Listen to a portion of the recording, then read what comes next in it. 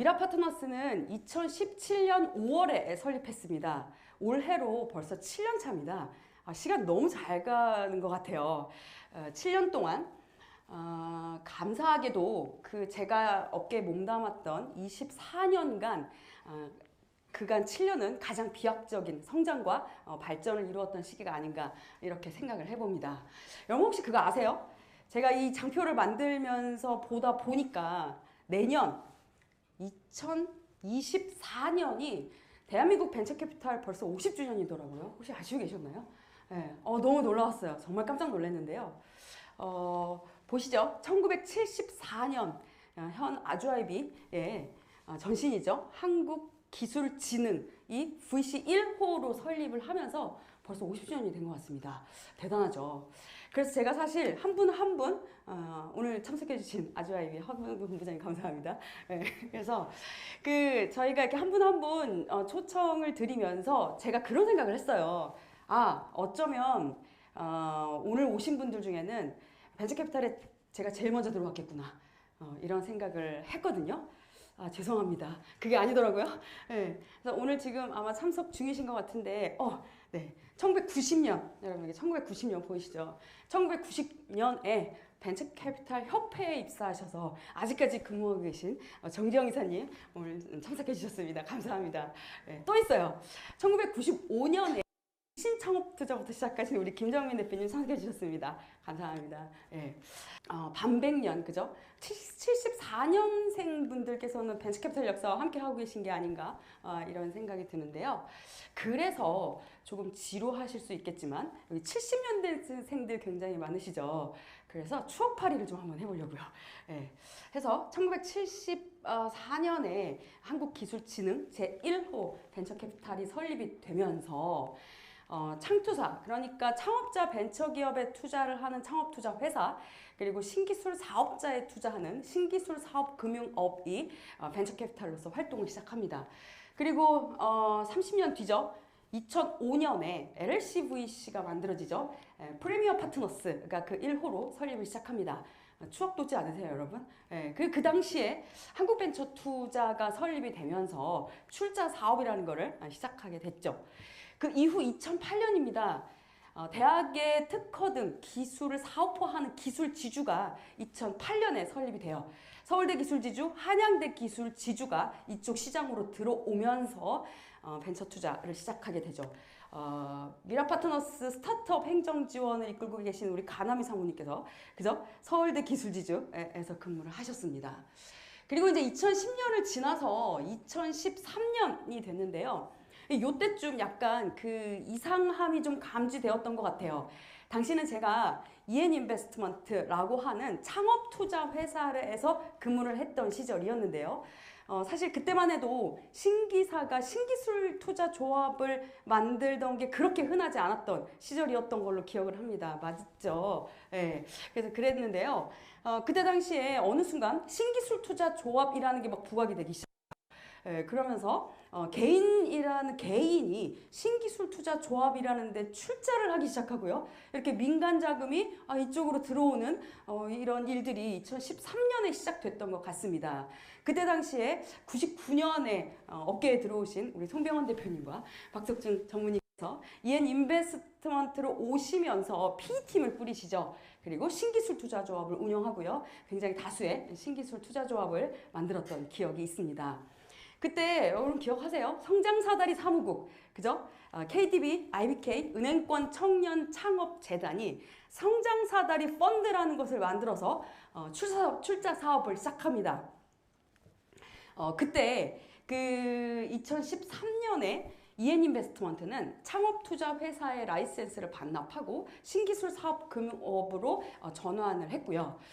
많은 다수의 창투사들이 신기사로의 전환을 노력을 했었던 그때 그 시점인 것 같습니다.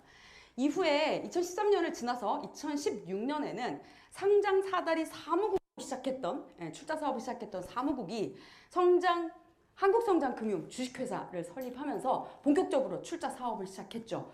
이때 당시에 신기술 사업금융업 자본금이 100억으로 낮아지면서 더 많은 신기사들이 이쪽 시장으로 들어오면서 VC의 벤처캐피탈 업무를 하게 됩니다.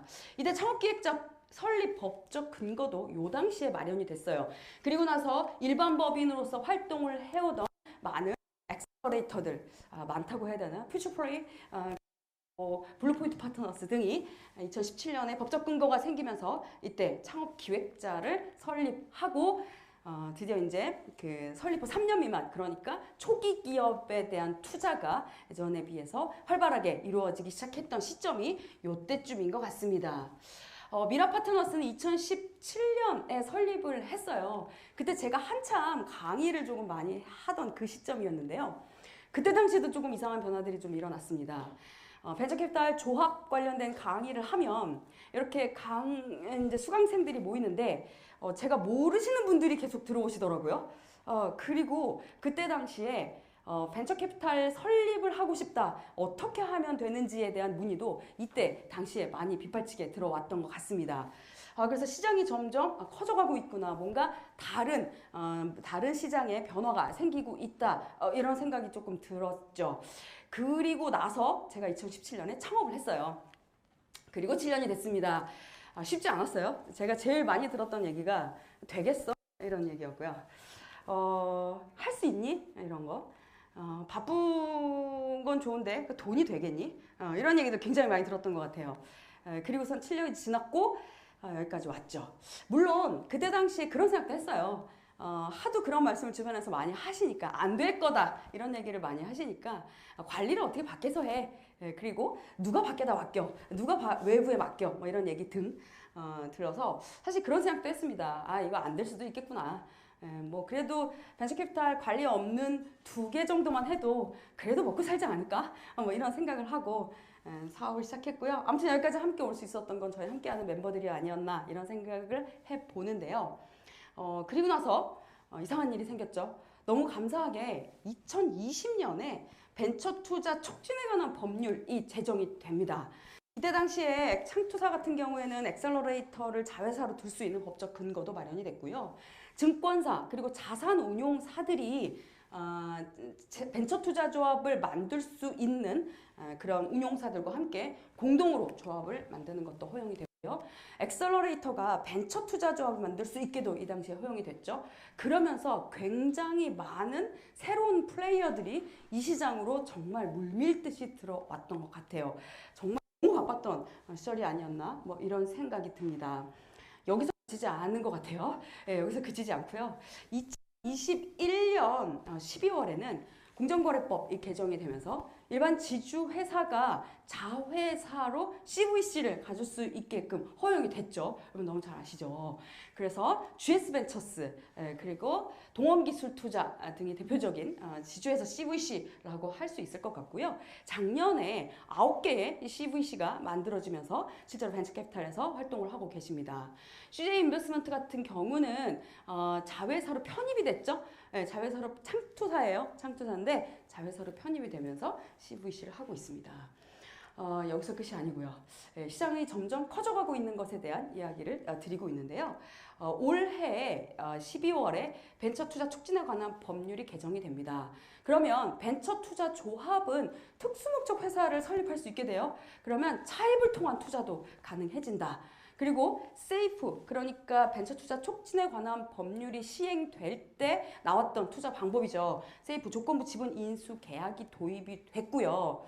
사실 이 당시에만 해도 과연 이게 많이 활용이 될까? 이런 생각을 좀 하긴 했었는데 생각보다 많이 초기 기업 투자에 활용을 하고 계시는 걸로 알고 있습니다. 그리고 나서 올해 말에는 조건부 지분 전환 계약이 들어오죠. 이렇게 지루하시겠지만 전체적으로 저희가 복기를 한번 해봤습니다. 그래서 이렇게 점점 시장이 바뀌고 사실 이렇게 성장할 수 있었던 건 시장에 활력을 불어넣기 위한 벤처 캐피탈에서 종사하시는 여러분들의 노력 그리고 규제 개선을 위한 계속적인 노력으로 이렇게 성장을 해오지 않았나 이런 생각이 들고요. 보시면 아시겠지만 더 많은 플레이어들이 더 많은 투자 방법을 통해서 이 시장에 들어올 거다 이런 생각을 해봅니다. GDP 그리고 코스피 그리고 벤처 투자 조합 결성 추이 한국의 경제 성장과 함께 벤처 캐피탈 시장은 지속적으로 성장을 이루어 갈 것으로 기대를 하고 있습니다. 숫자적으로 한번 보시죠. 지금 창업투자회사, 신기술사업금융업자, 그리고 엑셀러레이터 개인 투자자까지 이러한 투자 주체들이 이러한 조합을 만들어서 현재 벤처캐피탈 시장에 누적된 펀드 결성액은 78조에 이른다라고 이야기를 합니다. 조금 더 구체적으로 시장을 한번 보시죠. 여러분들 너무 잘 아시겠지만 예전에만 해도 창투자가 100개를 넘어가는 일이 거의 없었어요. 150개를 넘어가는 일이. 그래서 경기가 좀 좋으면 100개가 좀 넘어갔다가 경기가 좀 안 좋으면 다시 몇 개 밑으로 떨어졌다가 이런 시장 안에서 계속 이루어졌었는데요. 어느 순간부터 2013년을 지나 2016년을 지나 계속 시장이 성장을 하면서 150개를 훌쩍 넘고 지금 현재는 230여 개의 창업투자 회사가 1,700여 개의 벤처투자 조합을 운영하고 있습니다. 신기술투자조합이요. 신기술 사업 금융업자는 자본금 100억으로 낮아지면서 급격하게 개수가 늘어나기 시작했고요. 그리고 증권사들이 신기술 사업 금융업을 겸용할 수 있게 되면서 더 빠르게 신기술 투자 금융회사가 만들어지고 조합을 만들기 시작합니다. 현재는 156개의 신기술 사업 금융업자가 약 2,000개의 신기술 투자 조합을 운영하고 있다라고 합니다. 엑셀러레이터인데요. 엑셀러레이터는 정말 놀랍지 않나요? 사실 설립 자본금 요건이 낮죠. 예, 그래서 많이 들어올 수 있어요. 하지만 이렇게까지는 좀 몰랐습니다. 현재 400개가 넘는 엑셀러레이터가 그 개인들이 GP인 개인 투자 조합을 포함해서 3,400개의 펀드를 조성하고 있습니다. 시장이 좀 안 좋아지긴 했지만 잘 모르겠습니다. 사실 2022년에 뒤에서도 말씀드리겠지만 경기가 많이 안 좋아졌잖아요. 그래서 2023년에는 신규 펀드 결성이 안 될 수도 있겠다. 우리는 손 빨아야 되겠다. 급여를 줄여야 되나? 뭐 이런 생각을 했는데요. 생각보다 그렇지 않더라고요. 성장세는 줄어들고 있긴 하지만 3월 정도였던 것 같아요. 그죠? 맞죠? 이사님? 사모님? 네, 3월 정도부터 이 신규 펀드들이 여전히 계속 지속적으로 들어오는 것들이 느껴졌어요. 예전과는 다르게 조금 사이즈가 더 큰 펀드들이 미라파트너스에게 행정 업무를 맡겨주고 계셨습니다. 그래서 물론 뭐 2배 이상 성장할 수는 없겠지만 지속적으로 펀드가 결성이 되고 만들어지겠구나. 그리고 새로운 창업투자회사, 새로운 신기사 분들도 여전히 신규 결성 혹은 라이센스 등록에 대해서 계속 문의를 주고 계세요. 아직 여기서 꺾이지 않겠구나. 다시 말씀드리지만 이제 시작이구나. 또 이런 생각이 들었습니다. 이렇게 시장이 점점 커져갈 수 있는 건 너무 여러분들도 너무 잘 알고 계시겠지만 여러 가지 이유가 있겠죠. 그렇지만 결국은 정부 주도에서 민간 주도 시장으로의 전환이 제일 크지 않았나 이런 생각이 드는데요. 보시면 5년 대비 현재 그 5년 대비 민간 출자 비율이 23.5%나 성장했다. VC 기준입니다. 일반 법인의 경우에는 90% 이상 성장을 했고요. 개인의 경우에는 2배 이상 성장을 했다. 이렇게 우리가 보실 수 있겠습니다. 더 늘어나지 않을까라는 생각을 해보는데요. 여러분 개인이 신기술 투자 조합과 벤처 투자 조합에 출자를 하면 소득공제 혜택이 있죠. 그런데요. 개인이 개인 투자 조합을 통해서 벤처기업에 투자를 하거나 개인이 직접 벤처기업에 투자를 하는 경우도 소득공제 혜택이 있습니다. 그래서 저희가 한번 조사를 해봤어요. 그 소득 구간이 상위 10%인 대상들을 중심으로 해서 이러한 벤처 투자 조합을 통해서 소득공제를 받는 비율이 어느 정도 될까? 이거 조사를 해봤더니 0.8%밖에 아직 안 되더라고요. 왜 이렇게 참여율이 저조할까? 왜 저조할까요? 좀 찾아봤습니다. 그런데 개인들이 아직도 이 시장을 많이 몰라요. 모른다. 사실 알고 나면 이쪽 시장으로 계속 들어오게 되겠구나. 실제로 저희가 관리하고 있는 펀드에 LP로 참여하셨다가 이 시장을 알고 다시 GP가 되시고 이런 일들이 상당히 많이 일어나고 있습니다. 그래서 잘 모른다. 그러면 더 커질 수밖에 없겠구나. 이런 생각을 하게 되는데요. 이뿐 아니라 금융투자소득세 여러분 신설됐다가 유예됐잖아요. 예, 그런데요. 우리가 벤처기업의 투자를 그러니까 신기술투자조합이든 벤처투자조합이든 개인투자조합이든 요건은 다를 수 있지만 벤처기업에 투자를 하는 경우 양도소득세, 비과세 혜택 있는 거 다들 아시죠? 양도소득세, 비과세 혜택이 있고요. 이러한 특례 주식은 금융투자소득세가 신설이 된 이후에도 계속 비과세 적용을 받을 수가 있습니다. 그러다 보니까 상장 주식이든 비상장 주식이든 어떤 이런 투자를 통해서 수익을 얻는 여러분들께서는 금융투자소득세가 신설이 되면 더 많은 이런 비상장 시장의 투자에 관심을 갖게 되지 않을까 이런 생각과 기대를 해보게 되는데요. 어쨌든 3년간 3배 가까이 증가를 했다 이렇게 얘기를 해볼 수가 있겠습니다. 이렇게 많은 플레이어들이 이쪽 시장으로 들어오고 많은 투자자들이 이쪽 시장으로 계속적으로 들어오고 있는데요. 너무 뻔한 얘기 계속 드려서 죄송합니다. 전문가분들께서 너무 앉아 계신데. 자, 어쨌든 이렇게 우리가 이러한 성장세를 계속 이어가게 하기 위해서는 가장 중요한 게 유동성이잖아요. 너무 잘들 아시고 계시는데요. 자, 어쨌든 이렇게 흐름이 끊기지 않기 위해서는 우리가 IPO 이외에 굉장히 다양한 방법으로의 매각, IPO 엑싯 시장이 이루어져야 된다. 이거는 우리 모두가 다 알고 있는 사실인데요. 숫자적으로 한번 들여다보려고요. 그 작년 기준으로 인수합병이 142건이 일어났는데요. 그 중에서 67%가 스타트업 간의 인수합병이라고 합니다. 이것도 정말 놀라운 것 같아요. 그래서 스타트업이 스타트업을 인수하는 시장이 점점 커져가고 있는 것이 아닌가. 주변에 봐도 작은 기업이 작은 기업을 인수하는 이런 일들이 상당히 많이 일어나고 있는 것 같습니다. 그리고 세컨더리 펀드죠. 세컨더리 펀드. 작년 기준으로 6천억 원의 세컨더리 펀드가 결성이 됐고요. 5년 새 86%나 성장을 했다. 시장이 좀 안 좋아지고 더 많은 세컨더리가 시장에 만들어지고 있는 것 같습니다. 그래서 지금 시장에서는 이 세컨더리 펀드 결성 추진을 위한 활동이 활발하게 일어나고 있는 것 같습니다. 작년 앞에도 말씀드렸지만 작년 10월부터 시장이 많이 안 좋아졌죠. 투자 시장 얼어붙었고 이제 그러다 보니까 투자도 감소됐지만 회수 실적도 많이 감소되고 있습니다. 2021년 기준으로 약 60%가 회수액이 감소했어요. 그래서 고민이 많죠. 올해 우리가 어떻게 벤처 펀드를 운영해야 되는지 아마 고민들이 굉장히 많으실 텐데요. 사실 이게 더 문제인 것 같아요. 2023년에 그 만기되는 벤처펀드 총 결성액이 5조 3천억이랍니다. 그리고 사실 이게 너무 피부로 느껴지는 게 미라파트너스가 지금 1000개 정도의 펀드를 운영하고 있거든요. 그 중에서 약 50개가 넘는 펀드가 올해 만기가 돼서 해산이 돌아오고 분배를 해야 되는 이런 일들이 생기더라고요. 그래서 이런 만기가 도래하는 이런 자금들 우리가 어떻게 이 유동성이 끊기지 않게 성장세가 끊기지 않게 할 수 있을까? 결국 세컨더리 펀드인 것 같은데요.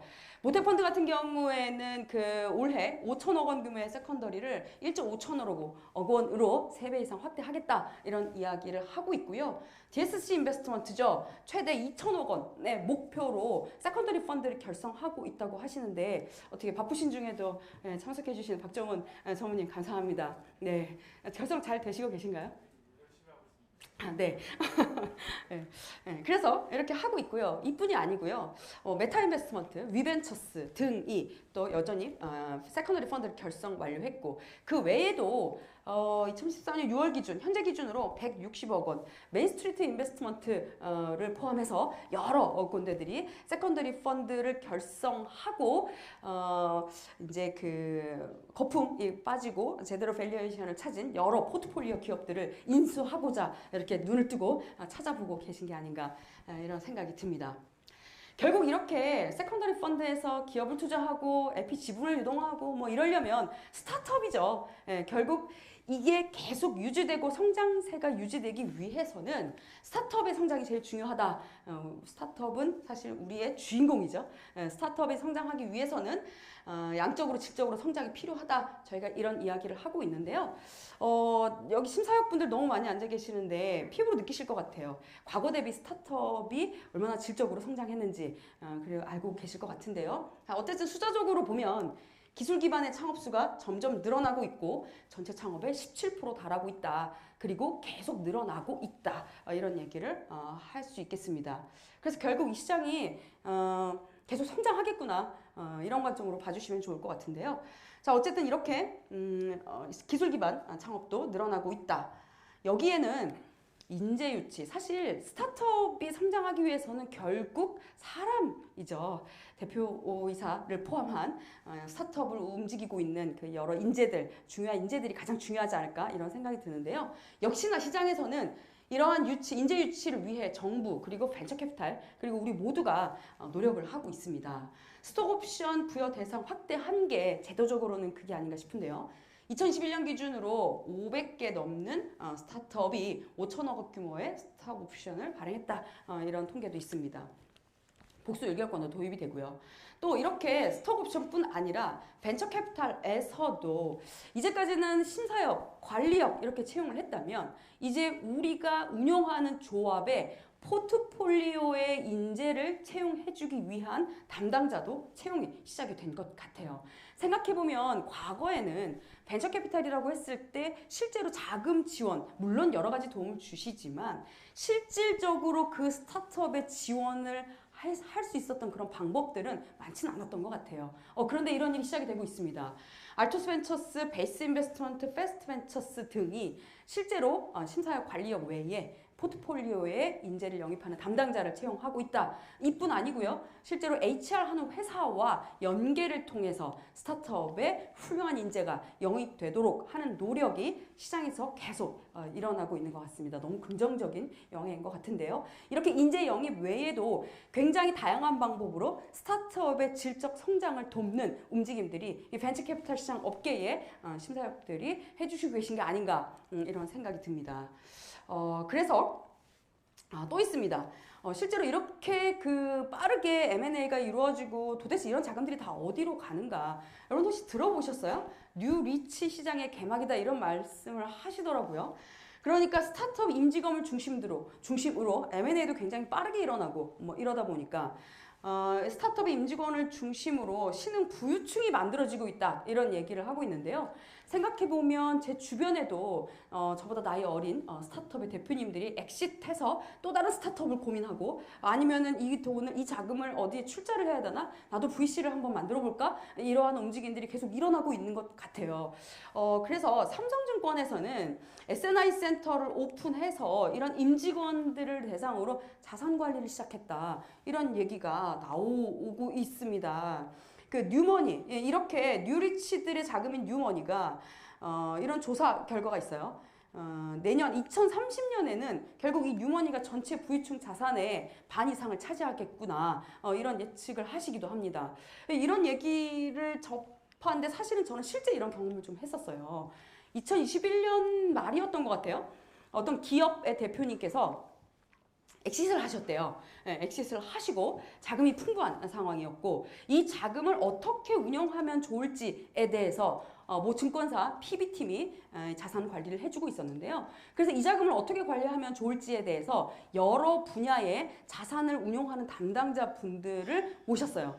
그때 사실 저한테 연락이 왔었는데 저의 역할은 그 자금을 개인 투자 조합으로 운영할 수 있는 방법이 없겠는가. 절세를 하면서 양도소득이나 소득공제 혜택을 받으면서 그런 혜택을 받을 수 있지 않을까 이러면서 사실 제가 그 자리에 참석을 하게 됐는데 이런 일들이 정말 실제로 일어나고 있는 것 같아요. 그 자금을 어떻게 활용할지에 대한 고민이 계속 늘어나고 있는 것 같습니다. 저희는 저희 LP로 어떻게 그죠? 네, 그렇습니다. 그래서 이 결국에 벤처캐피탈 시장과 이 스타트업의 양적, 질적 성장을 위해서는 이러한 선순환 구조가 계속 이루어져야 된다. 이거 너무 당연한 얘기를 또 하고 있는 것 같은데요. 결국 VC가 만들어지고 펀드가 만들어져서 투자를 하면 해당 스타트업이 빠르게 성장을 해서 엑시트하고 그 자금이 다시 펀드에 출자가 되고 혹은 이런 스타트업이 다시 재창업을 하고 또 스타트업에서 성과 보수를 받은 GP 임직원이 다시 신생 VC로 나오고 이 VC가 다시 투자를 하고 이런 식의 선순환이 물론 예전에도 있었죠. 예전에도 있었습니다. 여러분 기억하시죠? 스마일게이트가 MVP 창업 투자로부터 투자를 받고 결국 스마일게이트를 스마일게이트를 인수하고 그리고 스마일 인베스트먼트를 만들어서 현재 1조 넘는 자산을 운영하고 있고요.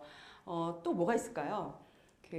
이용관 대표님께서 스타트업 시절에 위노폴리스로부터 투자를 받아서 성공적으로 엑시트를 하고 블루포인트 파트너스를 차리셨죠. 또 뭐가 있을까요? 펄어비스요? 네, 펄어비스 캐피탈을 설립하고 해당 심사역분께서 대표님으로 가서 투자 활동을 하시고 계십니다. 이렇듯 시장에서는 이러한 변화들이 계속적으로 일어나는 것은 맞는데요. 예전 대비 더 빠른 속도로 일어나고 있다. 이런 생각이 듭니다. 이렇게 빠른 속도로 순환이 빨라지기 때문에 시장은 더 성장할 수밖에 없지 않을까? 이런 생각을 해봅니다.